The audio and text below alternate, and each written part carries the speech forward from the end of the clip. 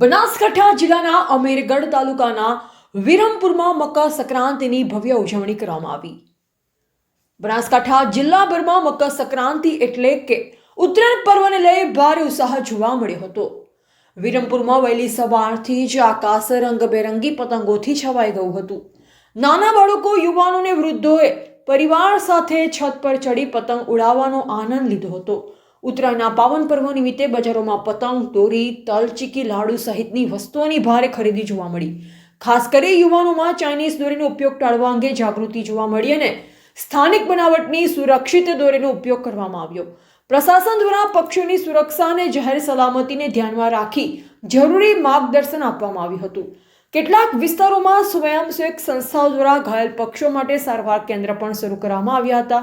સમગ્ર જિલ્લામાં શાંતિપૂર્ણ અને આનંદમય માહોલમાં ઉત્તરાયણ પર્વ ઉજવાયો હોવાનું જાણવા મળ્યું છે। રિપોર્ટર લલિત કુમાર, અમીરગઢ।